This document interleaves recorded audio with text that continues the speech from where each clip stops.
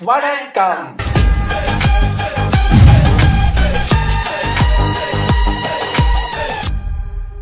Sivan stories narrated by mister Tamilan. Episode 57, 58 அதுதான் நம்ம பார்க்க போகிறோம். பார்வதி தேவியார் குழந்தையா பிறந்து வளர்ந்து சிவனை பிடிச்சிருக்குன்னு சொல்லி அவங்க அப்பாவை தச்சனோட ஆட்டுத்தலையை காட்டி ஏய் அப்படின்னு மிரட்டி ஒரு மாதிரி ஸ்மூத்தாக வண்டி போயிட்டு இருக்கு. என்னென்ன பிரச்சனை வருது அப்படிங்கிறத பார்க்கலாம். சரி வாங்க, இதுவரை இவ்வளவு தான். இப்போ உள்ள போய் பார்த்துடலாம். இது ஒரு 17+18 மினிட்ஸ் வீடியோங்கிறதுனால டக்குன்னு பார்த்துட்டு ரெடி.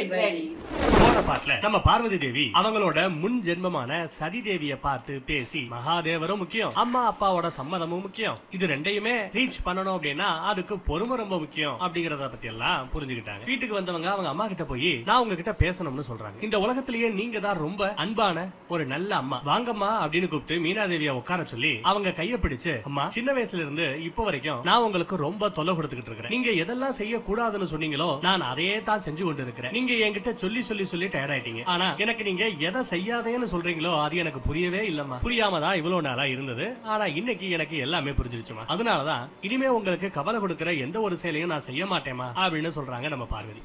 இனிமே என்னோட அம்மா நீங்க நான் என்ன செய்யணும்னு நினைக்கிறீங்களோ அதை மட்டும் தான் இந்த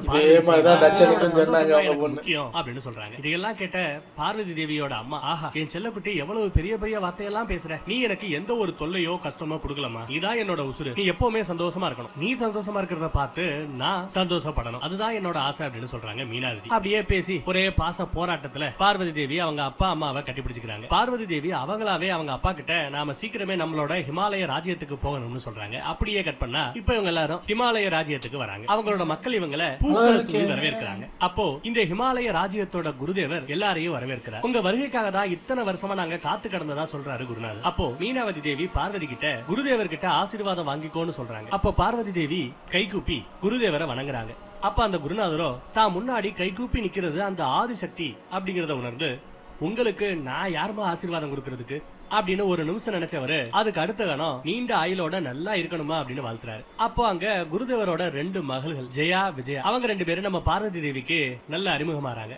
பார்வதிக்கு ஆரத்தி எடுத்து ஹிமாலய மாளிகைக்குள்ள இவங்களை கூட்டிட்டும் போறாங்க. இங்க வைகுண்டத்துல எவ்வளவு பெரிய கஷ்டமா இருந்தாலும் எப்போதுமே முகத்துல சிரிப்போட இருக்கிற நம்ம மகாவிஷ்ணுவோ ரொம்ப வருத்தமா இருக்காரு. எனக்கு எப்படி மகாதேவரோட அந்த வைராக்கிய தியானத்தை உடைச்சு பார்வதி தேவியோட அவரை சேர்த்து வைக்கிறதுன்னு தெரியலங்கிறாரு. அப்ப அங்க வந்த இந்திரதேவர் எனக்கு உங்ககிட்ட ஒரு பர்மிஷன் வேணும்னு கேக்குறாரு. இந்திரதேவரோ பார்வதி தேவி இன்னும் கொஞ்ச நாள்ல சிவன் கிட்ட போய் சேர போறாங்க. அப்படி போய் சேரும்போது சிவன் ரொம்ப வைராக்கியமா தவத்துல மூழ்கி கிடந்தா சரிப்பட்டு வராது. அதனால நான் என்ன பண்ண போறேன், காமதேவரை அப்புறம் நம்ம ரதிய இவங்க 2 பேரும் ஏவி விட்டு அவரோட தவத்தை கலைக்க செய்ய போறேன். அதுக்கு உங்ககிட்ட பர்மிஷன் வேணும்னு வந்திருக்கிறாரு. இத கேட்ட அங்க இருந்த லட்சுமியும் நாரதரும் திகச்சு போறாங்க. அப்ப நம்ம நாரதர் கேக்குறாரு, ஏப்பா உனக்கு இந்த வேண்டாத வேலை எல்லாம் தெரிஞ்சுமே நீ தேவையில்லாம போய் ரதியையும் காமதேவரையும் அவங்களோட மரணத்தின் வாயில போய் தள்ளிவிட பாக்குறியா அப்படின்னு கேக்குறாரு. தவத்தை கலைக்க போனாங்க 2 பேரும் சோழி முடிஞ்சு போயிடு செத்து போயிடுவாங்க அப்படின்னு நாரதர் எடுத்து சொல்றாரு. லட்சுமி தேவியும் ஆமா சிவனோட இந்த தவத்தை கொலைக்க நினைச்சா அது காமதேவரோட அழிவுக்கு காரணமா போனாலும் ஆச்சரியப்படுறதுக்கு இல்ல அப்படின்னு சொல்றாங்க. அப்புறம் நாரதர் சொல்றாப்ல, யோ இந்திரரே தயவு செஞ்சு இப்படி புலம்புனதெல்லாம் செஞ்சிடாத, நீ ஏட்டிக்கு ஏதாவது செஞ்சு இந்த உலகமே சிவன் எப்போ அவரோட இந்த தவத்தை விட்டு வைராக்கிய தியானத்தை விட்டு வெளியில வருவாரு அப்படின்னு பொறுமையா காத்துக்கிட்டு இருக்கிற சமயத்துல எல்லாம் கைகூடி வரும்போது உடச்சு விட்டுறாதையா அப்படின்னு சொல்றாரு. ஒரு பெரிய பிரளயத்தையே உண்டாக்கிடும் நீ அவரோட தவத்தை கலைக்க போனேனா அப்படின்னு எச்சரிக்கையும் கொடுக்கிறாரு. இதையெல்லாம் கேட்டுக்கிட்டு இருந்த நம்ம விஷ்ணு பகவான், இல்ல இந்திரர் சொல்ற அந்த யோசனை சரின்னு எனக்குப்படுது, அப்பதான் சிவனை அவரோட வைராக்கிய தியானத்துல இருந்து எழுப்ப முடியும்னு சொல்றாங்க. லட்சுமி தேவி இதனால ஏற்பட போற அந்த விபத்தை பத்தி அதனால ஏற்படக்கூடிய பின் விளைவுகளை பத்தி தெரிஞ்சிருந்தோம் நீங்க ஏன் இப்படி சொல்றீங்கன்னு கேக்குறாங்க. அதுக்கு நம்ம விஷ்ணு, சில சமயங்கள்ல இந்த மாதிரி திடீர்னு ஆக்சிடென்டலா எடுக்கிற முடிவு நல்ல வழியை கொடுக்கறதுக்கும் வாய்ப்பு இருக்கு. டப்புன்னு சில சமயங்கள்ல முடிவு எடுக்க வேண்டி இருக்கும், எல்லாம் நன்மைக்கே அப்படிங்கிறார். இது சிவனோட வைராக்கியத்துக்கும் சிவனோட காதலுக்கும் இடையே நடக்கிற போர் அப்படிங்கிறார். ஒருவேளை சிவனோட வைராக்கியம் ஜெயிச்சா இந்த உலகத்துல இனிமே வைராக்கியமே பெரிதாய் பேசப்படும். ஒருவேளை சிவனோட காதல் ஜெயித்தா அந்த காதல் இனி இந்த உலகை ஆளும்னு சொல்றாரு மகாவிஷ்ணு. இந்திரர்கிட்ட நீங்க சொன்னதையே செய்யுங்க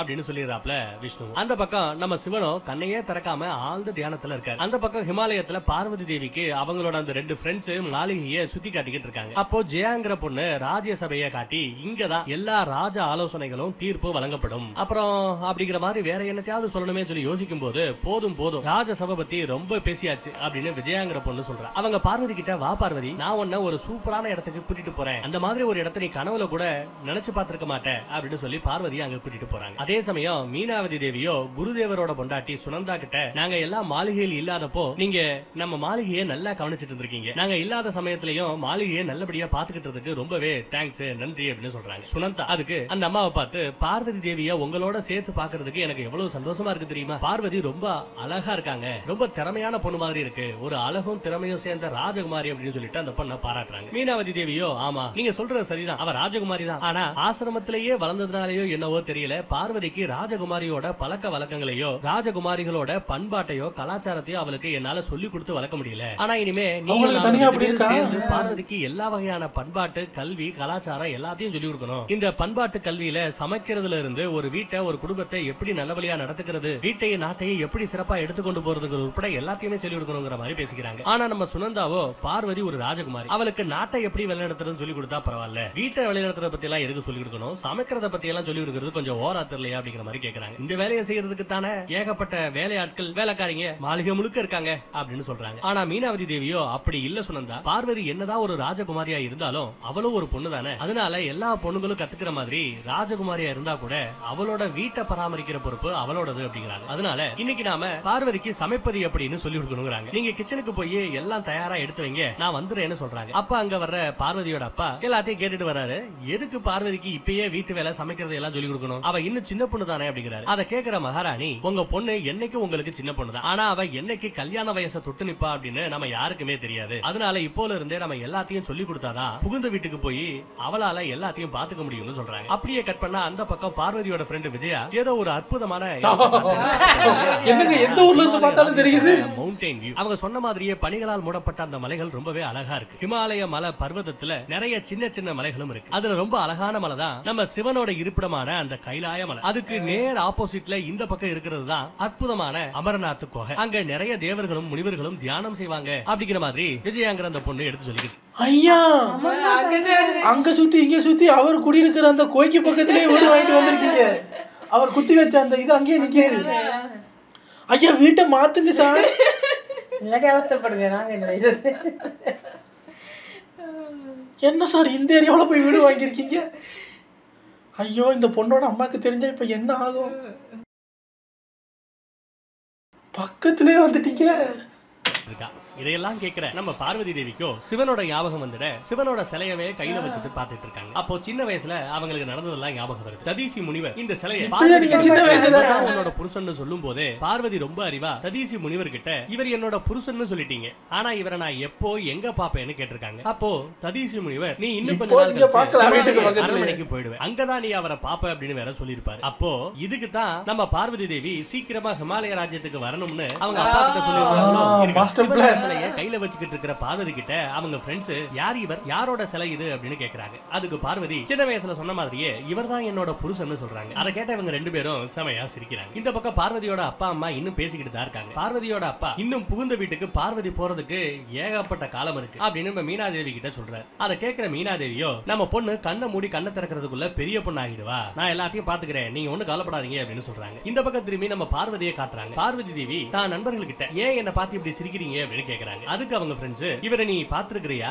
நேர்ல போய் சந்தித்து இருக்கிறாயா, பார்த்ததில்ல, பேசுனதில்ல, பழகுனதில்ல, இது எதுவுமே பண்ணாம எப்படி இவர் தான் உன்னோட புருஷன் அப்படிங்கிற? ஆமா முதல்ல இத சொல்லு, இத உனக்கிட்ட யாரு சொன்னது, இவர் தான் உன்னோட புருஷன் யாரு உங்ககிட்ட சொன்னதுங்கிற மாதிரி இந்த 2 பேரும் கேக்குறாங்க. இது எதுக்குமே பதில் சொல்லாம நம்ம பார்வதி தேவியோ சிவன் சிலையை பார்த்து அப்படியே சிரிச்சபடி மட்டும் தான் இருக்காங்க. அப்போ பார்வதி தேவிய அவங்க அம்மா பார்வதி அப்படின்னு கூப்பிடுறாங்க. அம்மா சொன்ன மாதிரியே பார்வதிக்கு சமைப்பது எப்படின்னு சொல்லி கொடுக்கறதுக்காக மாளிகையோட சமையல் அறைக்கு என்ன எதுக்கு இங்க கூட்டு வந்துருக்கீங்க அப்படிங்கிற மாதிரி பார்வதி கேட்க, அதுக்கு மீனாவதி தேவியோ, உனக்கு சமையல் கலையை பத்தி சொல்லி கொடுக்க போறதா போறதா சொல்றாங்க. அதுக்கு பார்வதி சமைப்பதெல்லாம் ஒரு கலையா அப்படின்னு கேக்குறாங்க. அதுக்கு மீனாவதி தேவியோ இந்த உலகத்துல எவ்வளவோ ஜீவராசிகள் இருக்கு, ஆனா கடவுள் மனுஷனுக்கு மட்டும்தான் சமைச்சு உண்ணக்கூடிய அந்த தகுதியை கொடுத்திருக்கிறாரு. இதுல இருந்தே சமையல் எப்பேற்பட்ட ஒரு கலை அப்படிங்கறத நீ புரிஞ்சுக்கணும்னு அதோட முக்கியத்துவத்தை எடுத்து சொல்றாங்க. எல்லா பொண்ணுங்களுமே சமைக்கிறதுல கைதேர்ந்து இருக்கணும்னு சொல்றாங்க. அது எதுக்குமா தேவையில்லாதது, ஏமா போமா அப்படிங்கிற மாதிரி பார்வதி சினுங்கிட்டு இருக்கு. அப்ப நம்ம மீனாவதி தேவியோ பாரு, கல்யாணமாயி நீ புருஷன் வீட்டுக்கெல்லாம் போயிட்டே அப்படின்னா புருஷனோட மனசுல இடம் பிடிக்கிறதுக்கு இந்த சமையல்ல நாம கை தேர்ந்தவங்களா இருக்கணும், அது ரொம்ப முக்கியம் அப்படின்னு சொல்ல நல்ல சுவையான சாப்பாடை போட்டா கவலையோட இருக்கிற புருஷனோட மனசு அப்படியே ஹாப்பி ஆயிடும், மாறிடும். அது கேட்டுக்க கேட்டுக்க கேட்டுக்க நல்லா கேட்டுக்க, கடவுளே அதான் சொல்றாரு. நான் கேட்ட ஓட்டி கொட்டுறீங்க. அவர் சொல்லிட்டு பத்தியா சமையல்ல கை தேஞ்சு இருக்கணுமா, சமையல்ல கை தேஞ்சவங்களா மாறணும், அப்பதான் பல பேருக்கு நல்லது மாதிரி சொல்றாங்க. உலகத்துல பல வகையான உணவுகள் சமைக்கப்படுகிறது, ஆனா அது எல்லாத்திலையும் சிறந்த உணவு அறுசுவை உணவு. அந்த அறுசுவை உணவை தேவர்கள் கூட விரும்பி சாப்பிடுவாங்க. அதனாலதான் உனக்கு அறுசுவை உணவு செய்வது எப்படி, அதற்கான விதிமுறைகள் என்னங்கிற எல்லாத்தையுமே சொல்லிக் கொடுக்க போறதா சொல்றாங்க. அதுக்கப்புறம் தியரி கிளாஸ் ஆரம்பிக்கும். எப்படி சமைக்கிறதுங்கிறத தியரியா சொல்லி கொடுத்துட்டு புரியுதா, சூப்பரா புரியுதுமா அப்படிங்கிறாங்க பார்வதி தேவி. இதை கேட்கறதுக்கு எவ்வளவு ஈஸியா இருக்கோ அதை விட பல மடங்கு அதிகமா செய்யும் போது கஷ்டமா இருக்கும் அப்படின்னு சொல்றாங்க அம்மா. நீ ஃபுல் கான்சென்ட்ரேஷனோட நான் சொல்லிக் கொடுத்த எல்லாத்தையும் ஃபாலோ பண்ணாதான் இதுல கை தேர்ந்தவளா மாற முடியும்னு சொல்றாங்க. அப்ப பார்வதி தேவி, மா நீங்க தேவையில்லாம வருத்தப்படுறீங்க, நான் அதெல்லாம் சூப்பரா சமைச்சிடுவேன்னு சொல்றாங்க. அப்போ சுடந்தா அங்க வந்து மகாராஜா மீனாவதி தேவியார கூப்பிடுறதா சொல்லி அவங்கள அங்க இருந்து கூப்பிடுறாங்க. அப்ப மீனாவதி தேவியோ தான் பொண்ணை பார்த்து, சரிமா நீங்க சமைச்சு பாரு, ஏதாவது கஷ்டமா இருந்தா என்ன கூப்பிடு, நான் வரேன் அப்படின்னு சொல்லிட்டு அதுக்குள்ள சொல்லி கொடுத்துட்டீங்களா? அந்த சமைக்கிற இடத்தை இப்ப சுத்தி பாக்குறாங்க. இது எல்லாத்தையும் மேல இருந்து பாக்குற நம்ம தேவர்களும் தேவலோகத்துல இருக்கிற நாரத முனிவரும் சிரிக்கிறாங்க. நாரத முனிவர், காலம் ஒரு வட்டம் இல்ல, காலத்துல லீலைகளுக்கு பஞ்சமே இல்லாம இருக்குல்ல அப்படிங்கிறார். ஏன்னா உலகத்துக்கே அன்னம் படைக்கிறவ ஆதிபராசக்தியோட சொரூபமான அந்த அன்னபூரணி தேவி, அவளுக்கே இங்க சமைப்பது எப்படின்னு சொல்லி கொடுக்குறாங்க. இதை நினைச்சு அவர் சிரிக்கிறார். கொஞ்ச நேரம் கழிச்சு மீனாவதி தேவி சுனந்தா தேவியோட பொண்ணு தனியா சமைச்சுக்கிட்டு இருப்பாளே, என்னாச்சோ ஏதாச்சோன்னு நினைச்சுக்கிட்டு வராங்க. அங்க வந்து பார்த்தா அவங்க கண்ணு முன்னாடி ஒரு பெரிய டேபிள் ஃபுல்லா அறுசுவை உணவு அப்படியே அடுக்கப்பட்டிருக்கிறது. இதெல்லாம் பார்த்து அம்மா ஷாக் ஆறாங்க. ஆமா இது வந்து இந்த உணவெல்லாம் யாரு சமைச்சா அப்படின்னு ஆச்சரியத்தோட பார்க்கும்போது இந்த சாப்பாட்டுக்கெல்லாம் அந்த பக்கத்துல பார்வதி தேவி அழகா நின்னு அம்மாவை பார்த்து சிரிச்சுக்கிட்டு இருக்காங்க. மீனாவதி தேவி இன்னும் நம்ப முடியாம பார்வதி கிட்ட இதெல்லாம் சமைச்சது யாரு, நீதானம்மா அப்படின்னு கேக்குறாங்க. யாரோட உதவி இல்லாம எப்படி செஞ்சேன்னு கேக்குறாங்க. அதுக்கு நம்ம பார்வதியோ, அம்மா அதான் நீங்க எல்லா விதிகளையும் சூப்பரா எனக்கு சொல்லி கொடுத்தீங்கல்ல, வேற யாரோட உதவி எனக்கு தேவை, நானே தான் எல்லாத்தையும் செஞ்சு முடிச்சேன் அப்படின்னு சொல்றாங்க. மீனா தேவியால இதெல்லாம் நம்ப முடியல, தான் கண்ணை தானாலேயே நம்ப முடியாம இதெல்லாம் சத்தியமா சொல்லி நீதான் செஞ்சியான்னு திரும்ப திரும்ப கேக்குறாங்க. கொஞ்ச நேரத்துக்கு முன்னாடி நம்ம நாரத சொன்ன மாதிரி இப்ப இவங்க கூட பரவாயில்லப்பா, நீ ஒரு அன்னபூரணி, இவ்வளவு அருமையா அழகா சமைச்சிட்டியே அப்படின்னு தான் பொண்ணைய பாராட்டுறாங்க. அப்புறம் அந்த சாப்பாட்டுல இருந்து வர ஸ்மெல் பயங்கரமா இருக்கும் போல, நானும் எத்தனையோ தடவை சமைச்சிருக்கிறேன், ஆனா இப்படி ஒரு சூப்பரான ஸ்மெல்ல நான் இது வரைக்கும் முகர்ந்ததே இல்ல அப்படின்னு சொல்றாங்க. இதெல்லாம் கேட்ட பார்வதி தேவி, சும்மா சொல்லாதீங்கம்மா, ஏதோ முதல் தடவை அரைகுறையா நான் சமைச்சிருக்கிறேன், எல்லாரும் முன்னாடி என் மானம் போயிடக்கூடாதுன்னு சொல்லிட்டு சும்மா அப்படி இருக்கு இப்படி இருக்குன்னு சொல்லி புகழ்றீங்களா அப்படின்னு கேக்குறாங்க. அதுக்கு மீனா தேவி, சும்மா புகழ்றது பொய் சொல்றதுக்கு சமம், நான் அதை எப்பவுமே செய்ய மாட்டேன், மனசார சொல்றேன், ரொம்ப சந்தோஷமா சொல்றேன், நீ அருமையா சமைச்சிருக்கிற அப்படின்னு சொல்றாங்க. சோ பார்வதி சமையல் கலையில தான் ஒரு எக்ஸ்பர்ட் அப்படின்னு பேர் வாங்கிட்டாங்க. வைகுண்டத்துல பிரம்மதேவர் இத்தனை நாளா நாம நினைச்ச மாதிரியே ஆதிசக்தி பார்வதிங்கிற அந்த இரண்டாவது ரூபத்துல இரண்டாவது ஜனனம் எடுத்துட்டாங்க. இப்ப அவங்க பெரிய பொண்ணாவும் ஆயிட்டாங்க. அடுத்து என்னோட கவலை எல்லாம் சிவனும் பார்வதியும் எப்போ சந்திக்க போறாங்க அப்படிங்கறத பத்தி தான் அப்படிங்கிறாரு. இனிமே உலகத்துல நடக்க போற எல்லா நல்ல காரியங்களுக்கும் சிவன் பார்வதியோட அந்த சந்திப்பு தான் பிள்ளையார் சொல்லி மாதிரி. சதிதேவி இறந்ததுக்கு அப்புறம் நம்ம சிவன் கைலாயத்தை தியாகம் செஞ்சுட்டு போனதுல இருந்து உலகம் தாரகாசுரனோட பிடிகளை சிக்கி தவிக்குது. உலகமே சிவனும் பார்வதியும் எப்போ சேர போறாங்க அப்படின்னு காத்துக்கிட்டு கிடக்குது. ஆனா என்னோட கவலை என்னன்னா, இதே மாதிரிதான் நம்ம சிவனுக்கும் சதிக்கும் கல்யாணம் பண்ணி வச்சு அவங்களுக்கு குழந்தை பிறந்து அந்த குழந்தை இந்த உலகத்தை தாரகாசுரன் இருந்து காப்பாத்தணும்னு நினைச்சோம். பட் எல்லாமே தோல்வி அடைந்து விட்டது, கஷ்டத்துல போய் முடிஞ்சது. அதே மாதிரி திரும்பி நடந்துட கூடாதுன்னு கவலைப்படுவதாக நம்ம பிரம்மதேவர் எடுத்து சொல்லிட்டு இருக்காரு. அப்ப லட்சுமி தேவி, நீங்க இப்படி எல்லாம் யோசிக்காதீங்க, பி பாசிட்டிவ் அப்படின்னு சொல்லிட்டு விஷ்ணு கிட்ட, சுவாமி இப்பக்குள்ள சிவனும் பார்வதியும் சந்திப்பதற்கான வாய்ப்பே இல்லையா அப்படின்னு கேக்குறாங்க. அதுக்கு நம்ம விஷ்ணு பகவானோ, நீ சொல்றது சரிதான் லட்சுமி, இந்த உலகத்துல நேரம்னு ஒண்ணு இருக்கு, அந்த நேரமும் பாக்கியமும் கூடி வரணும், நல்லது நடக்கணும்னு இருந்தா நல்ல நேரம் இருந்தா கண்டிப்பா எல்லாமே நல்லதா நடக்கும். சிவ பார்வதி சந்திப்புக்கான அந்த நேரம் இன்னும் கூடி வரவில்லை அப்படின்னு சொல்றாரு. இன்னும் நிறைய டைம் இருக்குன்னு சொல்றாரு. அப்ப நம்ம லட்சுமி தேவியோ, இப்பதான் பார்வதி பெரிய பொண்ணு ஆயிட்டாலே, அப்புறம் எதுக்கு இன்னும் நேரம் ஆகணும் அப்படின்னு கேக்குறாங்க. அதுக்கு விஷ்ணு, சிவனும் பார்வதியும் சந்திப்பதற்கான முதல் அடி. சிவனோட அந்த வைராக்கிய தியானம், அந்த வைராக்கிய தவம் உடையறதுதான் காதல். அத ஒரு மாயைன்னு புரிஞ்சுக்கிட்ட மகாதேவரோட மனசுல அந்த மாயை ஒரு துளி கூட இல்லாம இப்ப முழுசா அழிஞ்சு போய் கிடக்கு. அதனால சிவனோட இந்த வைராக்கிய தியானத்தை உடைச்சு அவரோட மனசுல மறுபடியும் அந்த காதல, அந்த மாயையை கொண்டு வருது அப்படிங்கிறது ரொம்ப சிரமமான காரியம். பட் ஸ்டில் அப்படின்னு சொல்றாரு. அந்த விதையை விதைக்கிற வரைக்கும், அது வரைக்கும் நாம என்ன முயற்சி செஞ்சாலும் நமக்கு எதிர்பார்க்கிற அந்த ரிசல்ட் கிடைக்காதுன்னு சொல்றாரு. இவங்க எல்லாரும் இவ்வளவு சீரியஸா எப்ப மகாதேவரும் பார்வதி தேவியும் பேசுறதுக்கான காரணம், குட்டி ராஜகுமாரியாக இருந்த பார்வதி தேவி இப்போ கல்யாண வயசு அடைஞ்ச ஒரு பெரிய பொண்ணா, ஒரு அழகான தேவதையா வளர்ந்து நிற்கிறாங்க. இப்பவும் சிவனை சிலையா காணும் போது, மனதால் நினைக்கும் போதும் அவங்க முகம் எப்படி சின்ன வயசுல இருந்து பூ மாதிரி மலருமோ அதே மாதிரி இப்பவும் சிரிச்சுக்கிட்டே பூ மாதிரி மலருது. மகாதேவரோட லிங்க சிலைக்கு மேல அவங்க மலர் தூவி இருக்கிறாங்க. அப்ப அங்க பார்வதி தேவியோட 2 நண்பர்களான ஜெயாவும் விஜயாவும் பார்வதியை தேடிக்கிட்டு ஓடி வராங்க. எங்கம்மா போனீங்க, உங்களை எங்கெல்லாம் நான் தேடுறது அப்படின்னு கேக்குறாங்க. நீங்க எதுக்கு என்ன தேவையில்லாம தேடுறீங்க அப்படின்னு நம்ம பார்வதி திரும்பி கேட்டா, அப்படியே நண்பர்கள் இல்லையா கொஞ்சம் மாத்தி மாத்தி ஓட்டிக்கிறாங்க, ஒரு மாதிரியா பேசிக்கிட்டு இருக்காங்க. அப்படியே பேச்சு ஒரு பக்கமா போகுது. ஒரு கட்டத்துல டாபிக் சிவனையும் இந்த அம்மாவையும் ஓட்டுற மாதிரி போகுது. நீயும் சின்ன வயசுல இருந்து அவரை தான் புருஷன் காதலன்னு சொல்லிக்கிட்டு தெரியுற, அந்த ஆள நீ பார்த்த பாடு இல்ல, பேசின பாடு இல்ல, எப்ப இதெல்லாம் நடக்க போதோ அதுக்குள்ள உங்க வீட்டுல உங்க அப்பா என்னடா விந்தியாசல ராஜகுமாரோட உனக்கு கல்யாணம் பண்ணி வைக்கிறத பத்தி ஏதோ பேசிக்கிட்டு இருக்காங்க அப்படின்னு அவங்க சொல்ல, இதெல்லாம் கேட்ட பார்வதியோட முகத்துல லைட்டா கவலை தெரியுது. இருந்தாலும் ஒரு நம்பிக்கையோட பார்வதி இந்த உலகத்துல பிறந்ததுக்கான காரணம் சிவனோட மனைவி ஆகிறதுக்கு மட்டும்தான், சிவனுக்கு மனைவியாக இருப்பதற்காகவே தான் பிறந்ததா சொல்றாங்க. நான் ஒரு சிவ பத்தினி அப்படிங்கிறாங்க. அதை தவிர்த்து வேற யார பத்தியும் எனக்கு தெரியாது, தெரிஞ்சுக்கவும் விரும்பல. அவன் எந்த நாட்டோட ராஜகுமாரனா இருந்தாலும் சரி எனக்கு தேவையில்லைன்னு சொல்லிடுறாங்க. அப்ப விஜயா மறுபடியும் கேக்குறாங்க, நீ இது வரைக்கும் அந்த மகாதேவரை, அந்த சிவனை பார்த்தது கிடையாது, பேசுனது கிடையாது, அவரு எப்படி இருப்பாப்ல, எங்க இருக்காப்ல, இப்படி எதுவுமே தெரியாது, அவரை எங்க போய் நீ தேடுவ, எப்படி பாப்ப அப்படின்னு கேக்குறாங்க. அதுக்கு பார்வதி சிரிச்சுக்கிட்டே சிவலிங்கத்தை பார்த்து, நான் அந்த சிவனை தான் காதலிச்சேன், அவரோட பத்னியா கண்டிப்பா நான் இந்த ஜென்மத்துல அவரோட கரத்தை பிடிப்பேன், இது சத்தியம். அவர் நேர்ல பார்த்தது இல்ல.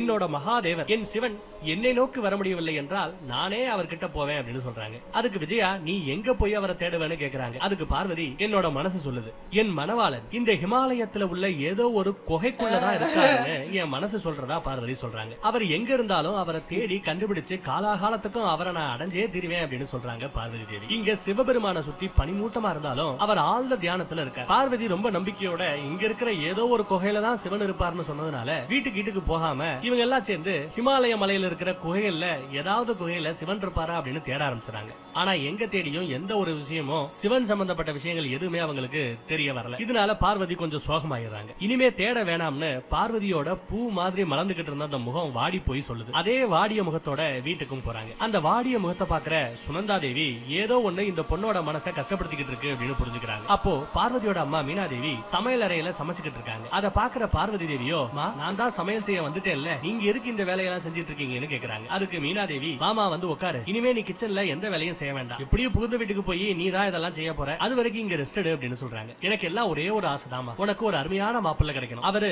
உனக்கு உன்னோட அப்பா அம்மாவோட ஞாபகமே வராத அளவுக்கு உன்னை காதலிக்கணும், நல்லபடியா பாத்துக்கணும், இதுதாமா ஒரு அம்மாவா என்னோட ஆசைன்னு எடுத்து சொல்றாங்க. பார்வதி அம்மா கிட்ட, ஏமா கணவரோட காதல்னா அது எப்படி இருக்கும்னு கேக்குறாங்க. அதுக்கு மீனா தேவியோ, 7 வயசாகுது, இதெல்லாம் உனக்கு தெரியாதா அப்படின்னு கேக்குறாங்க. அப்புறம் அவங்களே விளக்கம் சொல்லவும் ஆரம்பிக்கிறாங்க. சிவன் ஆல்ரெடி டென்ஷன்ல இருக்காரா, இப்போ இவங்க இதெல்லாம் கேட்குறாங்களா, கணவன்னா அப்பா அம்மா ஞாபகமே வரக்கூடாது, இவங்க போய் கேட்குறாங்களா, அம்மா இப்படிலாம் சொன்னாங்க தெரியுமா, நான் அவருக்கு ஆல்ரெடி டென்ஷன்ல இருந்து, இப்போ என்ன உனக்கு உங்க அப்பா அம்மா ஞாபகம் வராம நான் பாத்துக்கணும், அதானே சூழ எடுத்து மாட்டேன். ஏமா மகாதேவரே, இப்ப நான் யாருன்னு உனக்கு ஞாபகம் இல்ல, இப்ப எப்படி உங்க அப்பா அம்மா ஞாபகத்துல சும்மா டென்ஷன் பண்ணிக்கிட்டு பாப்பா அந்த பக்கம் ஒரே அடியா மட்டை அடிச்சு மெமரி லாஸ் ஆக்கி விட்டுறேன். ஏங்க இப்படி எல்லாமா கண்டிஷன் போடுவீங்க, கண்டிஷன் போடுவீங்க என்னமோ. அது கணவருங்கிறவரு உன்னோட ஆத்ம தோழன், 2 பேரும் மாத்தி மாத்தி ஒருவருக்கு ஒருவரோட நிழலா நீங்க இருக்கணும். கணவன் மனைவி இவங்க 2 பேராலதான் இவங்க 2 பேருமே முழுமையடைய முடியும். கணவன் மனைவிங்கிற அந்த பந்தம் 7 ஜென்மத்துக்கும் தொடர்கிற ஒரு பந்தம்னு சொல்லுவாங்க. அப்படிங்கிற மாதிரி எல்லாம் அவங்க கேள்விப்பட்டதெல்லாம் எடுத்து சொல்லிக்கிட்டு இருக்க. அதுக்கு நம்ம பார்வதி தேவியோ, அதெல்லாம் சரி, ஆனா இவர் தான் என்னோட ஆத்ம தோழன் அப்படிங்கறத எப்படி கண்டுபிடிக்கிறது அப்படின்னு கேக்குறாங்க. அதுக்கு அம்மாவோ, உன்னோட ஆத்ம தோழன் உனக்கு முன்னாடி வரும்போது உனக்கு ஒரு வித்தியாசமான உணர்வு ஏற்படும். அந்த மாதிரி ஒரு உணர்வு உனக்கு இது வரைக்கும் ஏற்பட்டு இருக்காது, இனிமேலும் ஏற்படாதுங்கிற மாதிரி ஒரு உணர்வு உனக்கு தோன்றும். அப்பதான் நீ எதுக்கு நிக்கிறது, உன்னோட அந்த ஆத்ம தோழன், உன்னோட வருங்கால கணவன் காதலன் அப்படிங்கறத உன்னால புரிஞ்சுக்க முடியும் முடியும்னு சொல்றாங்க. பார்வதி மனசுக்குள்ளேயே நான் இது வரைக்கும் சிவனை பார்த்ததே இல்ல. அம்மா சொல்றாங்க பார்க்கும்போதுதான் அந்த உணர்வு ஏற்படும். ஆனா நான் சிவனை பார்த்ததே இல்ல, பட் எனக்கு அந்த உணர்வு ஆல்ரெடி ஏற்பட்டு விட்டதே அப்படின்னு யோசிக்கிறாங்க. அப்புறம் பார்வதி அவங்க அம்மா கிட்ட நாம எதை கற்பனை பண்றோமோ அது நமக்கு பிற்காலத்துல கிடைக்குமா, ஒரு கனவு திரும்ப திரும்ப வந்துகிட்டு இருந்தா அந்த கனவு பலிக்குமா அப்படின்னு கேக்குறாங்க. பார்வதி சிவனை தான் மனசுல நினைச்சுக்கிட்டு இந்த மாதிரி பேசுறா அப்படிங்கறத புரிஞ்சுக்கிட்ட மீனாதேவி எல்லா பொண்ணுகளோட வாழ்க்கையிலயும் இது நடக்கும். அவளோட ஆத்ம தோழனோட நினைப்புல அப்படியே வானத்துல பறந்துகிட்டு இருப்பா. எல்லா நேரமும் அவர்கிட்ட இந்த குணம் இருக்கும், அந்த குணம் இருக்கும், இந்த மாதிரி அன்பா இருப்பார், இந்த விஷயத்துலதான் கோவப்படுவார்னு நாமளே ஒரு கனவு கண்டு அவர் இப்படித்தான் இருப்பார் அப்படின்னு எல்லாத்தையுமே நம்ம நினைச்சு வச்சிருப்போம். ஆனா கனவுல பாக்குறது எல்லாமே நிஜத்துல உண்மையாயிடாது. கனவுக்கும் உண்மைக்கும் நிறைய வித்தியாசம் இருக்கும். அதனால நான் இப்ப என்ன சொல்ல வரேன்னா, கனவுகளை எல்லாம் தூக்கி போட்டுவிட்டு உண்மையை புரிஞ்சு நடக்கிறது தான் புத்திசாலித்தனம். அப்படி நடந்துகிட்டா மட்டும்தான் வாழ்க்கையில சுகமும் சந்தோஷமும் கிடைக்கும் அப்படிங்கிற மாதிரி அட்வைஸ் பண்றாங்க. சோ உன்னோட மனசுல இந்த மாதிரி ஏதாவது கனவு பிரம்ம இருந்தா அதுல இருந்து நீ சீக்கிரமா வெளியில வந்துரு அப்படிங்கிறாங்க மீனாவதி தேவி. இவங்க ஈஸியா சொல்லிட்டாங்க. ஆனா பார்வதியோட சுகமும் சந்தோஷமும் அந்த பிரம்மையான கனவை உண்மையாக்குறதுல தான் இருக்கு. சோ பார்வதி தேவி அடுத்து என்ன செய்ய போறாங்க அப்படிங்கறத அடுத்த எபிசோட்ல பார்ப்போம். நீங்க என்னதான் முக்குங்க, கடைசியில் ஆடி ஓடி கைலாய மலையில போய் சிவனோட இருப்பாங்க. அதானே நீங்க சதியோட ஒவ்வொரு விஷயமும் இப்ப நீங்க சொல்ற அதே டயலாக் எல்லாம் சதிக்கு நடக்கும்போது டென்ஷனா இருந்தது. சதிக்கே என்ன நடந்துச்சுன்னு பார்த்ததுக்கு அப்புறம் நீங்க எல்லாம் என்ன பேசிட்டு போங்க, கடைசியில ஏதாவது பண்ணிக்கிண்ணி அங்க அனுப்பிடுவாங்கங்கிற அந்த ஒரு கான்ஃபிடன்ஸ் வந்துருச்சு. சரி வாங்க நம்ம அடுத்த 58வது எபிசோட பார்க்கலாம். போன பாட்டுல மீனாதேவி கனவுக்கும் யதார்த்தமான உண்மைக்கும் நிறையவே வித்தியாசம் இருக்கு. கனவுலயே மூழ்கி இருந்தா வருத்தமும் ஏமாத்தவும் தான் மிஞ்சும். ஆனா யதார்த்தமான அந்த உண்மைக்கு பழகிட்டா வாழ்க்கை சுகமாவும் சந்தோஷமாவும் இருக்கும்னு சொன்னாங்க. ஆனா இத கேக்குற நம்ம சதிதேவியோ தன் கனவை சிவபெருமான கணவனா அடையிறது தான், அதுலதான் தனக்கு முழு சந்தோஷமும் சுகமும் இருக்கிறதா மனசுக்குள்ளேயே நினைச்சுக்கிட்டாங்க பார்வதி தேவி. அதே சமயம் அங்க ராஜசபையில கூட்டம் கூடி ஏதோ ஒரு வழக்க விசாரிக்க போறாங்களா. லோக்கல் பஞ்சாயத்துல இந்த வழக்க தீர்க்க முடியலன்னு சொல்லி மன்னர் வரைக்கும் கொண்டு வந்து இந்த பஞ்சாயத்தை விட்டு போயிருக்காங்க. வழக்கு என்ன அப்படின்னா, சுமேதா அப்படிங்கிற ஒரு பொண்ணோட அப்பா அம்மா. சுமேதாங்கிற அந்த பொண்ணு 3 வயசா இருக்கும் போது தீர்த்த யாத்திரை போனப்போ ஒரு வியாபாரியோட பையனுக்கு இந்த சுமேதாவை கல்யாணம் பண்ணி கொடுக்கறதா பேசி சத்தியம் செஞ்சிருக்காங்க. அப்போல இருந்து இந்த சுமேதா அப்படிங்கிற அந்த பொண்ணு அந்த வியாபாரியோட பையனை தான் தன்னோட புருஷனா நினைச்சிட்டு வாழ்ந்துகிட்டு இருக்காங்க. ஆனா இப்ப பிரச்சனை என்னன்னா, அந்த வியாபாரியோட குடும்பம் எங்க தேடியும் கிடைக்கலன்னோ, ஆனா இந்த சுமேதாங்கிற பொண்ணு மட்டும் அந்த பையனையே நினைச்சுக்கிட்டு வேற எந்த பையனையும் கல்யாணம் பண்ணிக்க மாட்டேன்னு சொல்லிட்டு இருக்காங்க. இதுதான் வழக்கம். இங்க நடக்கிறது எல்லாத்தையுமே பார்வதி தேவி ஒரு ஓரமா நின்னு பாத்துக்கிட்டு தான் இருக்காங்க. இந்த வழக்க பத்தி எடுத்து சொல்றவர் அந்த பொண்ணோட அப்பா. இந்த பக்கம் நம்ம ததீசி முனிவர் சிவனோட சிலையை கையில கொடுத்து இவர்தான் உன்னோட புருஷன் சொன்னது அந்த கணத்துல இருந்து நம்ம பார்வதி தேவி சிவனைத்தான் தான் புருஷனா நினைச்சு வாழ்ந்துகிட்டு இருக்கிறத இவங்க நினைச்சு பாக்குறாங்க. இந்த பக்கம் சுமேதாவோட அப்பாவோ இதுவரைக்கும் என்னோட பொண்ணு அந்த பையனை பார்த்ததே கிடையாது, ஆனா அவனையே கற்பனை பண்ணிட்டு கல்யாணத்துக்கு சம்மதிக்க மாட்டேங்கிறா, வேற ஒரு பையனை கல்யாணம் பண்ணிக்கிறதுக்கு ஒத்துக்க மாட்டேங்கிறா, நான் என்ன பண்றது அப்படிங்கிற மாதிரி நம்ம ராஜா கிட்ட வந்து நிக்கிறாரு. இதெல்லாம் பொறுமையா கேட்டுக்கிட்டு இருந்த நம்ம மகாராஜா அந்த பொண்ணு கிட்ட உங்க அப்பா சொன்ன எல்லாத்தையும் நான் கேட்டேன்ப்பா, இதுக்கு மேல நீ ஏதாவது சொல்ல விருப்பப்படுறியா சொல்லலாம் அப்படின்னு சொல்றாரு. அதுக்கு அந்த பொண்ணு, நான் மனசார அந்த வியாபாரியோட பையனை என்னோட புருஷனா நினைச்சு என்னோட வாழ்க்கையை நான் வாழ ஆரம்பிச்சிட்டேன், அதனால இனிமே அந்த புருஷன் ஸ்தானத்துல வேற ஒரு யாரையுமே வச்சு பாக்குறதுக்கு என்னால முடியல அப்படின்னு சொல்றாங்க.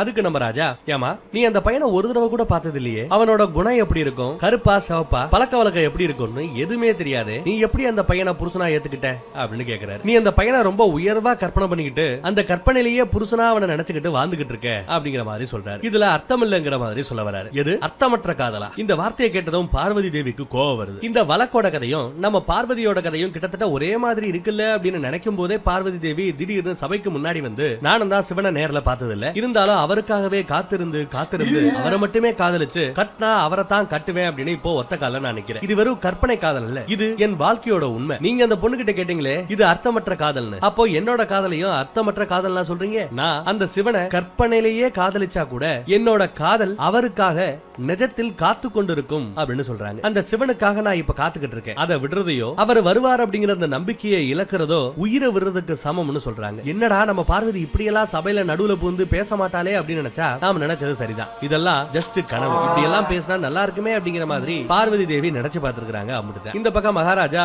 வழக்க ஒரு முடிவுக்கு கொண்டு வர பாக்குறார். ஏதோ ஒரு கற்பனையை நீ நினைச்சு கடவுள் கொடுத்துட்டு இருக்கிற இந்த நிஜ நிஜ வாழ்க்கையை வேஸ்ட் பண்றது கடவுளையே அவமதிப்பதற்கு சமம். அதனால நான் இப்ப தீர்ப்பு சொல்றேன், சுமேதா உன்னோட அப்பா அம்மா சொல்ற பையனை தான் நீ கல்யாணம் பண்ணிக்கணும் அப்படின்னு தீர்ப்பு கொடுத்துறாரு. இந்த தீர்ப்பை கேட்டதுமே பார்வதி ரொம்பவே வருத்தப்படுறாங்க. ராஜசபா முடிஞ்சதும் அவங்க அப்பா கிட்ட போய் நீங்க சுமேதாவோட அப்பா அம்மாக்கு நியாயம் வழங்கிட்டீங்க, ஆனா அதே நியாயம் சுமேதாவுக்கு அநியாயமா போயிடுச்சு. அந்த பொண்ணு யாரையோ மனசார புருஷனா நினைக்கிறா. அப்படி மனசுல ஒருத்தவன நினைச்சிட்டு இன்னொரு பையனை கல்யாணம் பண்ணிட்டு ஒரு பொய்யான வாழ்க்கைய அவளை வாழ சொல்லிட்டீங்களே அப்படிங்கிற மாதிரி இவங்க சொல்றாங்க. இல்லம்மா நீ சின்ன பொண்ணு, உனக்கு இதெல்லாம் விவரம் பத்தாது. ஸ்டார்டிங்ல சுமேதாவுக்கு இந்த வாழ்க்கை கொஞ்சம் கஷ்டமா இருந்தாலும் கொஞ்ச நாளைக்கு அப்புறம் இந்த வாழ்க்கை அவளுக்கு பழகிடும், புடிச்சு போயிடும். கல்யாணம் பண்ணா எல்லாம் சரியா போயிடுமா, கால் கட்டு போடா எல்லாம் சரியா போயிடுமாங்கிற மாதிரி சொல்றாரு. அப்ப நம்ம பார்வதி தேவி, அப்பா ஒருவேளை நானு அந்த சுமேதாவோட இடத்துல இருந்திருந்தா அப்பயும் நீங்க இதே மாதிரி தான் தீர்ப்பு கொடுத்திருப்பீங்களா அப்படின்னு கேக்குறாங்க. அதுக்கு அவங்க அப்பா, கண்டிப்பா அந்த இடத்துல நீ இருந்தாலும் அதே தீர்ப்பு தான் அப்படிங்கறத சொல்லிடுறாரு.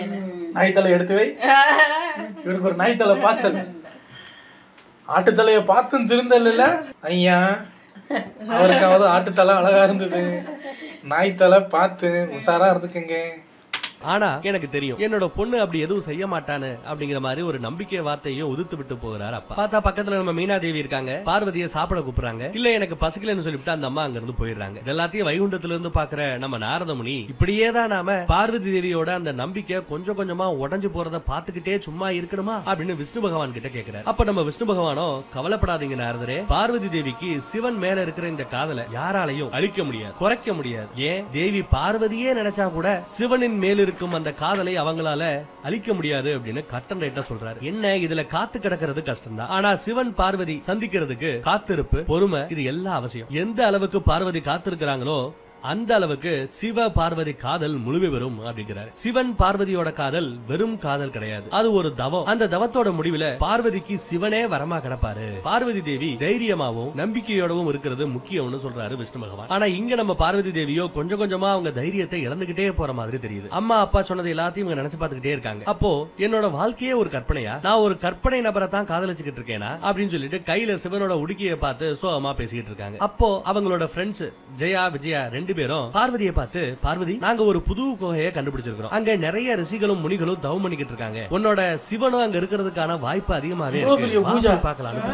ஆனா பார்வதி எப்படி அங்க யாருமே இருக்க மாட்டாங்க, எல்லாம் சும்மா பொருளை வதந்தியா இருக்கும் அப்படின்னு மனசுக்குள்ளேயே நினைச்சுக்கிட்டு இன்னைக்கு எனக்கு ரொம்ப டயர்டா இருக்கு அப்புறமா போலான்னு சொல்லிடுறாங்க. அதுக்கு அவங்க, பிளீஸ் பார்வதி உனக்கு மனசுக்கு சந்தோஷமா இருக்கும்னு நினைச்சுதான் நாங்க கஷ்டப்பட்டு அந்த குகையை தேடி கண்டுபிடிச்சிருக்கிறோம், ஆனா நீ என்னடா அப்படின்னு சோகமா புலம்ப ஆரம்பிக்கிறாங்க. சரி அவங்க கவலைப்படுவாங்களே நினைச்சு பார்வதி போலாம்னு எல்லாரும் கூட சேர்ந்து நடக்க ஆரம்பிக்கிறாங்க. ரொம்ப தூரம் நடந்ததுக்கு அப்புறமும் அங்க யாருமே இல்ல. என்னடா நீங்க என்னமோ நிறைய பேர் இங்க இருக்காங்கன்னு சொன்னீங்க, ஆனா இங்க என்னடா ஒரு பயல காணமே அப்படிங்கிற மாதிரி நம்ம பார்வதி சொல்றாங்க. அதுக்கு அந்த ஃப்ரெண்ட்ஸ், இல்ல இன்னும் கொஞ்சம் தூரம் போய் பார்க்கலாம் அப்படின்னு சொல்லிட்டு கூட்டு போறாங்க. அப்போ நம்ம விஷ்ணு பகவானும் பார்வதியோட மன பலத்தை அதிகப்படுத்துறதுக்காக ரிஷி மாதிரி ஒரு வேஷத்தோட உட்கார்ந்துகிட்டு இருக்காங்க. பார்வதி தேவியும் அவங்களோட ஃப்ரெண்ட்ஸும் அந்த ரிஷி முனிவருக்கு வணக்கத்தை போட்டுவிட்டு அப்படியே அங்க நிக்கிறாங்க. நம்மால பார்வதியை பார்த்ததுமே, தேவி உங்க கண்களை பார்த்தா யாரையோ தேடி அலைவது போல் இருக்கிறதே, யாரையோ தேடி அவங்கள பாக்குறதுக்காக காத்துக்கிட்டு இருக்கிற மாதிரி தெரியுது அப்படிங்கிறாரு. நம்ம பார்வதி தேவியை என்ன எல்லாரும் முன்னாடி இப்படி கேட்டுவிட்டாப்லையே அப்படின்னு சொல்லிட்டு வெக்கப்பட்டு, இல்ல ரிஷி முனிவரே அப்படி எல்லாம் ஒண்ணும் இல்லைன்னு சொல்றாங்க. அதுக்கு நம்மால சும்மா போய் சொல்லாதீங்க, ஏன் ஒத்துக்க மாட்டேங்கிறீங்க, நாங்க எல்லாம் இங்க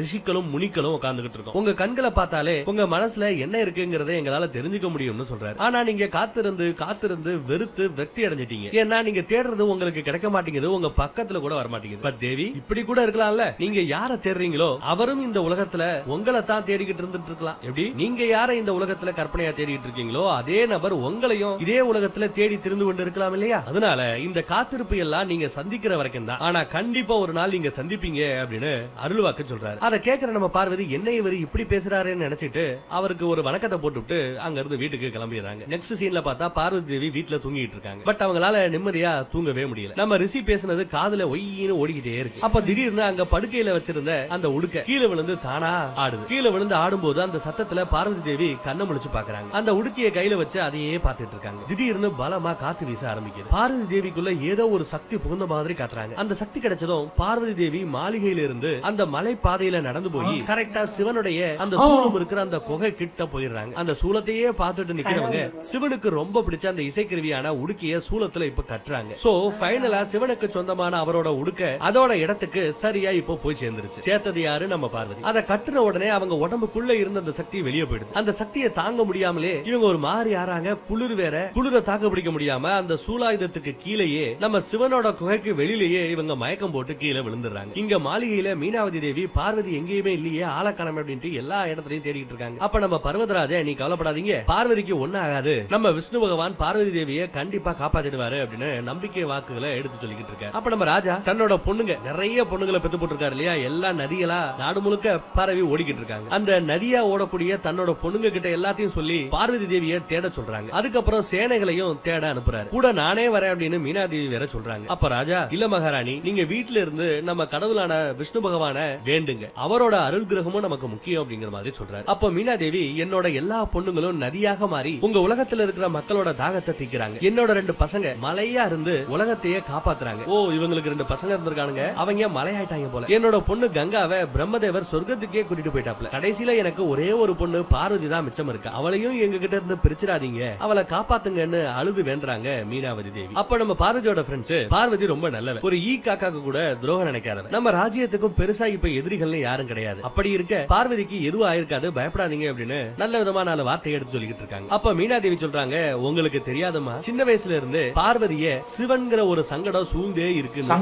சிவனை ஒரு சங்கடமா பாக்குறாங்க அந்த அம்மா. ஆனா பார்வதி இன்னும் சிவனோட கோயிலுக்கு வெளியில மயங்கி தான் கிடக்குறாங்க. அந்த உடுக்க சக்தி தான் தன்னோட இடமான அந்த சூலாயுதத்தை போய் சேர்வதற்காக பார்வதியை பயன்படுத்திக்கிச்சுன்னு நினைக்கிறேன். இந்த பக்கம் ஒரு வழியா பர்வதராஜன் பார்வதி தேவியை தேடி தேடி தேடி அந்த கோய கிட்ட வந்துட்டாரு. பார்வதி இப்படி மயங்கி கிடக்கிறத பார்த்துட்டு கோவப்படுறாரு. அண்ணன் திறந்து பாரு பார்வதி, உனக்கு ஒண்ணு ஆகாது அப்படிங்கிறாரு. அவர் என்ன நினைச்சுக்கிட்டாரு, தான் பொண்ணை யாரோ கடத்தி கொண்டு வந்து இங்க போட்டிருக்காங்க அப்படின்னு நினைச்சுக்கிட்டு, யாருமா உன்னை கடத்திட்டு வந்தது, சொல்லுமா சொல்லுமா அப்படின்னு கேக்குறாரு. சொல்லு, அவன் யாருன்னு மட்டும் சொல்லு, அவனை கொண்டு போட்டுறேன் அப்படின்றாரு. ஆனா பார்வதி இன்னும் மயக்கத்துல இருந்து எந்திரிக்கவே இல்லை. பார்வதி, நீ இன்னும் உசுரோட தான் இருக்கியா அப்படிங்கிற மாதிரி அப்பா கேட்கும் போது பின்னாடியே ஒரு குரல், உங்க பொண்ணு உயிரோட தான் இருக்கா அப்படின்னு ஒரு சத்தம். யாரா அது அப்படின்னு திரும்பி பார்த்தா பின்னாடி நம்ம விஷ்ணு பகவான். நான் பார்வதியை அனுட்சணமும் ரட்சித்து காப்பாத்த இருக்கும் போது அவங்க எப்படி உயிர் விடுவாங்க அப்படின்னு கேக்குறாரு. அதுக்கு பர்வதராஜன், நீங்களே பார்வதி தேவியை ரட்சித்து காப்பாத்துறீங்களா, அப்படியா, சந்தோஷம். அப்படி இருக்க நீங்களே ரட்சித்து காப்பாத்துக்கிட்டு இருக்கும் போது அதையும் மீறி எப்படி ஒருத்தன் என் பொண்ணை கடத்தி இந்த குகை வரைக்கும் கூட்டிட்டு வந்திருக்க முடியும் அப்படின்னு கேக்குறாரு. இல்ல, நீங்க தப்பா நினைச்சிட்டீங்க, பார்வதியை யாரும் இங்க கடத்திட்டு வரல, அவங்களாதான் இங்க வந்தாங்க, அவங்க இங்க வந்துதான் ஆகணும். ஏன்னா இந்த குகை தான் அவங்க பிறந்ததற்கான காரணமே, மற்றும் இந்த குகை தான் அவங்களோட வாழ்க்கையோட லட்சியமே. எல்லா தேவாதி தேவர்களும் நானுமே இந்த பார்வதி எப்படா இந்த குகை கிட்ட வருவாங்கன்னு வெயிட் பண்ணிக்கிட்டு இருந்தோம். என்னால முடிஞ்சிருந்தா நானே பார்வதியை இந்த இடத்துக்கு கூட்டிட்டு வந்திருப்பேன். ஆனா பார்வதி அவங்களாவே இந்த குகை கிட்ட வரணுங்கிறது தான் விதி, அதுதான் முக்கியம் அப்படிங்கிற மாதிரி எடுத்து சொல்றாரு. அப்போ நம்ம பர்வதராஜன், ஏன் சுவாமி அப்படி என்ன இந்த குகைக்குள்ள இருக்கு, இல்ல அப்படி முக்கியமான ஆட்கள் யாரு இருக்கா, இந்த குகைக்கு அப்படி என்ன மகத்துவம்னு கேக்குறாரு. உலகத்தில் உள்ள எல்லா ஜீவராசிகளோட முதலும் முடிவுமா விளங்குற ஒரு மகா ஞானி இந்த குகைக்குள்ளதான் இருக்கார். அவரு உங்க ராஜ்யத்துல கால பதிச்சு உங்களுக்கு பெரிய பாக்கியத்தை தேடி கொடுப்பார் அப்படின்னு அருள்வாக்கு சொல்றாரு நம்ம மகாவிஷ்ணு. இத கேக்குற நம்ம ராஜா, என்னது ஒரு ஞானியால எனக்கு பாக்கியம் கிடைக்க போதா அப்படின்னு மனசுல யோசிச்சுக்கிட்டு விஷ்ணுவை பாக்குறாரு. அப்ப விஷ்ணு பகவான் என்ன புரியலையான்னு கேட்டுட்டு, தேவர்களுக்கெல்லாம் தேவரான சிவபெருமான் இந்த குகைக்குள்ள ரொம்ப ஆண்டுகளா கடும் தியானத்துல இருக்காருன்னு சொல்றாப்ல. அப்புறம் உங்க பொண்ணு மட்டும் சாதாரண பொண்ணல்ல, அவங்க பார்வதி தேவி ஆதிசக்தியோட சொரூபம், அவங்களோட இந்த பிறப்பே சிவனோட சேர்வதற்காகத்தான் நடந்திருக்கு அப்படிங்கிற மாதிரி சொல்றார். சிவனோட சக்தி சேர்வது இந்த உலக நன்மைக்கு ரொம்பவே அவசியம். இதை உணர்ந்த பார்வதி தேவி ஒரு வழியா கடைசியில அந்த மகாதேவரை தேடி தேடி தேடி இந்த குகைக்கிட்டேயே வந்துட்டாங்க அப்படிங்கிற மாதிரி சொல்றாப்ல. அது மட்டும் இல்லாம மகாவிஷ்ணு பர்வதராஜனை பார்த்து, நீங்க தான் உங்க பொண்ணு சிவனை அடையக்கூடிய அந்த பாதையில் உள்ள எல்லா தடைகளையும் போக்குறதுக்கு உதவி செய்யணும். பார்வதி தேவியால மட்டும்தான் கடும் தவத்தில் இருக்கிற அந்த சிவனை எழுப்பி மும்மூர்த்திகளையும் முழுமையடைய செய்ய முடியும். அப்படி அந்த மும்மூர்த்திகள் முழுமையடையாத வரைக்கும் உலகத்துல அதர்மம் தலைவரிச்சு தான் ஆடும் அப்படின்னு சொல்றாரு. இதையெல்லாம் கேட்கிற நம்ம பர்வதராஜன், என்ன மன்னிச்சிடுங்க விஷ்ணு பகவானே, பார்வதியோட கல்யாணம் என்னைக்கோ விந்தியாச்சலோட ராஜகுமாரோட நிச்சயமாயிடுச்சு. எல்லாத்துக்கும் மேல சிவன் ஒரு சன்னியாசி, சுடுகாட்டுல வாழ்றவர். அவருக்குன்னு சொல்றதுக்கு ஒரு நாடு கிடையாது, பணம் கிடையாது, வனம் கிடையாது, மாளிகை கிடையாது, குடும்பம் கிடையாது, குட்டி கிடையாது, அம்மா அப்பான்னு எதுவுமே கிடையாது. அப்படி இருக்கிற ஒருத்தருக்கு என்னோட பொண்ணை எப்படி கல்யாணம் பண்ணி? ஐயா, குடும்பம் கூட்டி இல்லாதவருக்கு தான் பொண்ணு கொடுக்குறாங்க. என்னங்க குடும்பம் கூட்டி இல்லாதவருக்கு எப்படி பொண்ணு கொடுக்கறது? நீ லூச்சரமா கேள்வி கேட்கறீங்க. என்ன சார், என்ன புதுசா இருக்கு? நாய்த்தலை ரெடி பண்ண வேண்டியது. அதான் ஒரு நாய்த்தலையும் பூனைத்தலையும் பார்சல். விஷ்ணு சொல்லியே கேட்க மாட்டீங்கல்ல. அவரை போய் நேர்ல பார்த்துட்டு வந்து, ஆட்டுத்தலையை நேர்ல பார்த்துட்டு வந்து திருத்த மாட்டீங்கல்ல. ஐயா, தச்சனோட போட்டோ இருந்தா எடுத்து காட்டுங்க. கொடுக்கறது அப்படின்னு கேக்குறாப்ல. அன்னைக்கு நம்ம தச்சன் கேட்ட மாதிரியே இவரும் கேக்குறாரு. என்னோட பொண்ணை கல்யாணம் பண்றதுக்கான அந்த எலிஜிபிள் பேச்சுலர் இந்த சிவன் கிடையாதுன்னு பர்வதராஜே சொல்றாப்ல. இதெல்லாத்தையும் கேக்குற விஷ்ணு பகவானோ எங்க சிவனுக்கு இது எதுவுமே தேவையே கிடையாது. ஒருவர் சுயமாகவே தன தானியத்தோட ஊற்றா இருக்கும் போது அவருக்கு நீ சொல்ற விஷயங்கள் எல்லாம் தேவை கிடையாது அப்படின்னு சொல்றாப்ல. சொத்து பத்து இல்லங்கிற, ஆனா அந்த சொத்து பத்தோட ஊத்தே இந்த சிவன் தான் அப்படிங்கிறாப்ல விஷ்ணு. பர்வதராஜரே நீங்க இன்னும் பக்குவப்படல. அந்த சிவனோட சொருவத்தோட மகத்துவத்தை புரிஞ்சுக்கிற அளவுக்கு உங்களுக்கு வயசோ பக்குவமோ பத்தாதுன்னு சொல்றாரு. அதுக்கு நம்ம பர்வதராஜன் நீங்க சொல்ற மாதிரியே இருக்கட்டும், ஆனா சில பல விஷயங்களை நான் இதுக்கு முன்னாடி கேள்விப்பட்டிருக்கிறேன். சிவனோட மறுபாதி சதி தேவின்னும் சிவனோட மனசுல இப்போ முழுக்க முழுக்க ஆட்கொண்டு இருக்கிறது சதி தேவி தான் அப்படின்னும் அந்த அம்மாவை நினைச்சு காதல் தோல்வியில இவர் இப்படி கடும் தவம் புரிந்து கொண்டு இருக்கிறாருன்னு நான் கேள்விப்பட்டேன். இப்படி இன்னொரு பொண்ண மனசுல நினைச்சுக்கிட்டு இருக்கிற அந்த ஆளுக்கு போய் எப்படி ஏன் பொண்ண கொடுக்கறதுங்கிற மாதிரி கேக்குறாரு. அதுக்கும் நம்ம விஷ்ணு மறந்துட்டீங்களா, காசியில தட்சனும் அவங்க பொண்டாட்டியும் பார்வதியை பார்த்தப்போ அவங்களுக்கு அவங்களோட பொண்ணு சதிதேவியவே திரும்பி பார்த்த மாதிரி ஒரு உணர்வு அவங்களுக்கு ஏற்பட்டது. அந்த உணர்வு வந்தது உண்மைதான். ஏன்னா செத்து போன அந்த சதிதேவி அவங்களோட மறுபிறவிதான் இந்த பார்வதி தேவி. சதியும் சரி பார்வதியும் சரி இது ரெண்டுமே ஆதிசக்தியோட சொரூபங்கள் தான், ரெண்டும் ஒண்ணுதான். நீ ரெண்டு பேரையும் வேற வேற ஆளா பிரிச்சு பார்க்காத அப்படிங்கிறாரு விஷ்ணு. பர்வதராஜா நீ என்னோட பரம பக்த, அதனால நான் என்ன சொல்றேனோ அதே மாதிரி செய். பார்வதி தேவிக்கு அவங்க தான் ஆதிசக்திங்கிற அந்த உண்மையை உணர்வதற்கான அந்த வழியை விடு. உலக நன்மைக்காக அவங்க சிவனை சந்தித்தே ஆகணும், அதுக்கு உதவி பண்ணு. பார்வதி தேவி சிவனை சந்திக்க போகிற பாதையில் உள்ள எல்லா தடைகளையும் நீக்கி பார்வதிக்கு ஹெல்ப் பண்ணு அப்படின்னு சொல்லிட்டு மறைஞ்சிடறாரு. நம்ம பர்வதராஜனோ பரம விஷ்ணு பக்தர், தான் குலதெய்வமே வந்து வேண்டுகோள் வச்சு கேட்டுக்கிட்டதுனால ராஜாவும் பார்வதிக்கு ஹெல்ப் பண்ணலான்ற அந்த முடிவுக்கு வந்துடுறாரு. ஆனா மீனாவதி தேவியோ எப்படி முடிவெடுப்பாங்க? அப்பா இறங்கி வந்த மாதிரி அந்த அம்மா இறங்கி வருமா? டவுட் தான். அதெல்லாம் இருக்கட்டும். இந்த பக்கம் பர்வதராஜன் தான் பொண்ணை அப்படியே தூக்கிக்கிட்டு அரண்மனைக்கு வந்துடுறாரு. மீனாவதி தேவி கிட்ட மழை காத்துல குளிர் தாங்க முடியாம எங்கேயோ மயங்கி விழுந்து கிடந்தா அப்படின்னு சொல்லி சமாளிக்கிறாரு. அந்த அம்மா வாட்டுக்கு சும்மா இல்லாம சீக்கிரம் ஒரு நல்ல நாள் பார்த்து கல்யாண வேலையை முடிக்கிற வழியை பாருங்க, அவளை இனிமே நம்ம தனியா வச்சுக்கிறதோ இல்ல தனியா வெளியில அனுப்புறதோ நல்லதா படல அப்படின்னு சொல்றாங்க. வைகுண்டத்தில் இருக்கிற விஷ்ணுவுக்கோ நமக்கு இருக்கிற அதே கவலை தான். பர்வதராஜ ஒத்துக்கிட்ட மாதிரி மீனாவதி தேவியும்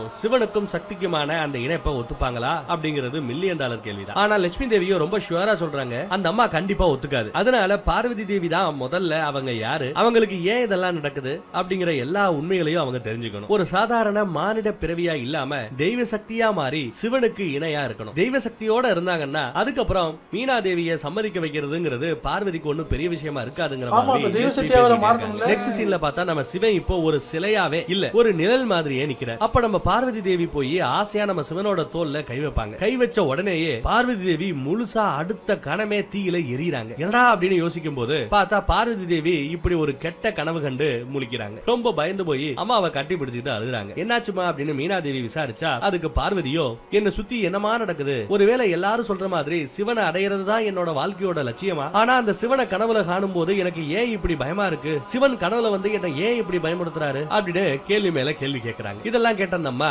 நீ ஒரு ராஜகுமாரி, இந்த மாதிரி தேவையில்லாம எல்லாத்துக்கும் நீ பயப்பட தேவையில்லை, கனவை கண்டு நீ அச்சப்பட தேவையில்லை. அது மட்டும் இல்லாம நீ ஒரு ராஜகுமாரிங்கிறதுனால ஒரு ராஜகுமாரர் கூட தான் உனக்கு கல்யாணம் நடக்கணும், ஏதோ ஒரு சாதாரண தவம் பண்ணக்கூடிய ஒரு முனிவர் கூட எல்லாம் உனக்கு நான் கல்யாணம் பண்ணி வைக்க மாட்டேன் அப்படி சொல்லிவிட்டேன். சிவன் ஒரு சாதாரண தவம் பண்ற முனிவர் கிடையாது, அவர் ஒரு கடவுள் அப்படின்னு சொல்றாங்க. அதுக்கு இந்த அம்மா சரிதாமா நீ சொல்றது சரிதான், அவர் ஒரு கடவுள் தான், அவர் ஒரு கடவுளா இருக்க ஒரு மிகப்பெரிய கடவுள் எப்படி ஒரு சாதாரண மனுஷியை கல்யாணம் பண்ணிக்க முடியும், ஒரு கடவுள் ஒரு மனுஷியை கல்யாணம் பண்ணி எங்கேயாவது நீ பாத்துருக்கிறியா இல்ல எங்காவது கேள்விப்பட்டிருக்கிறியா அப்படின்னு கேக்குறாங்க. இல்லையே. இப்போ நம்ம விஷ்ணு பகவானையே எடுத்துக்கோ, விஷ்ணுவோட பொண்டாட்டி யாரு? லட்சுமி தேவி. லட்சுமி தேவி ஒரு மனுஷியோ ராஜகுமாரியோ கிடையாது, அவங்களும் ஒரு தெய்வம். அதனால கடவுளுக்கும் கடவுளுக்கும் தான் கல்யாணம் நடக்கும், ஒரு ராஜகுமாரிக்கு ராஜகுமாரோட தான் கல்யாணம் நடக்கும்னு சொல்றாங்க. அதெல்லாம் விடு, தேவையில்லாத விஷயத்தை பத்தி எதுக்கு தேவையில்லாம பேசிக்கிட்டு. பார்வதி நீ ரொம்ப அதிர்ஷ்டசாலி, விந்தியச்சல நாட்டுல இருந்து உன்னை பொண்ணு கேட்டு புகுந்த வீட்டுக்காரங்க இங்க வரப்போறதா மீனா தேவி எடுத்து சொல்றாங்க. அடுத்து அவங்க சொன்ன மாதிரியே ஆடை ஆபரணங்களோட வந்து நம்ம பர்வதராஜனை பார்த்து நீங்க அன்னைக்கு செஞ்சு கொடுத்த அந்த சத்தியத்தை நிறைவேற்ற வேண்டிய நேரம் வந்துருச்சு,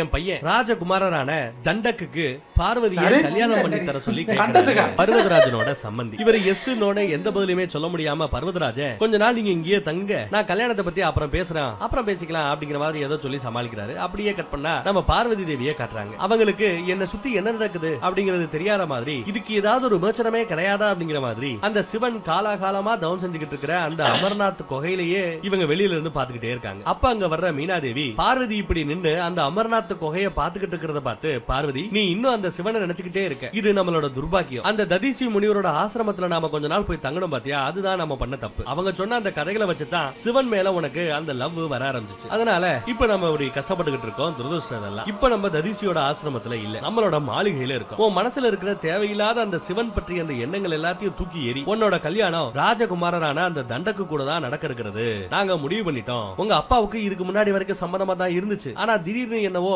இந்த கல்யாணத்துக்கு தேதி குறிக்க மாட்டேன்னு தள்ளி போட்டுக்கிட்டே வராப்ல. ஏன்னு தான் தெரியல. அவருக்கு ஏன் கவலை என்ன தெரியும்? ஒரு அம்மாவா என்னோட கவலை அவரை புரிஞ்சுக்கலையே. எத்தனையோ குழந்தைகள் எனக்கு பிறந்தோம், ஒருத்தருக்கு கூட கல்யாணம் பண்ணி வைக்கக்கூடிய அந்த பாக்கியம் எனக்கு கிடைக்கல. இப்ப இருக்கிறது ஒரே ஒரு பொண்ணு. நீ எனக்கு என்னமோ உன் கல்யாணத்தை பார்க்காமயே நான் செத்துருவனோன்னு பயமா இருக்குன்ற மாதிரி சொல்லி அழுகுறாங்க. உடனே பார்வதி தேவியோ, அம்மா நீங்க அப்படி எல்லாம் பேசக்கூடாது, அழாதீங்க, என்னால உங்களுக்கு எந்த ஒரு கவலையும் வராதுன்னு சொல்றாங்க. இப்போ அந்த அம்மா அன்னைக்கு சதி கிட்ட தச்சன் கேட்ட மாதிரியே பார்வதி கிட்ட, அப்ப நான் யார கல்யாணம் பண்ண சொல்றனோ அவங்கள தான் நீ கல்யாணம் பண்ணுவேன்னு எனக்கு சத்தியம் பண்ணி கொடுன்னு சத்தியம் கேக்குறாங்க. பார்வதி தேவியும் சதி தேவி மாதிரியே பாசத்துல சதி அப்பா பாசத்துல சத்தியம் பண்ணி கொடுத்தாங்க. இங்க அம்மா பாசத்துல பார்வதியும் நீங்க யார கல்யாணம் பண்ணிக்க சொல்றீங்களோ அவரை தான் நான் கல்யாணம் பண்ணிப்பேன்னு சத்தியம் பண்ணியும் கொடுத்துறாங்க. இப்படி இவங்க சத்தியம் பண்ணி கொடுக்கறத பர்வதராஜன் பார்த்து வருத்தப்படுறாப்ல. சதி தேவிக்கு நடந்த மாதிரியே பார்வதி தேவிக்கும் நடக்குது. ஆழ்ந்த தவத்துல இருக்கிற இந்த சிவன் இது எல்லாத்தையும் உணர்ந்து கொண்டு இருக்கிறாரா இல்லையா? தேவலோகத்துல இதெல்லாம் பாக்குற இந்திரதேவர் ரொம்ப சோகமா இருக்காரு. ஏயா சோகமா இருக்கிறேன்னு நம்ம நாரதர் அந்த பக்கம் வந்தவர் கேட்க, அதுக்கு அந்த இந்திரர் சதி தேவி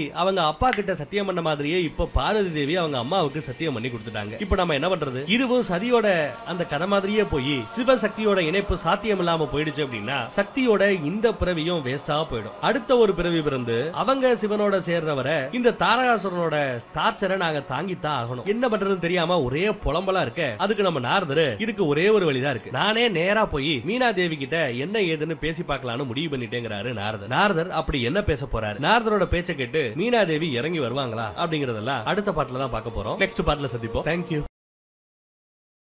இதுல இந்த சதிதேவியோட சேருமா சேராதாங்கிற மாதிரி இருக்கிற ஒரு விஷயம் இதுல இல்ல. ஏன்னா சிவன் பார்வதி தாங்கிறது நமக்கு தெரியும்.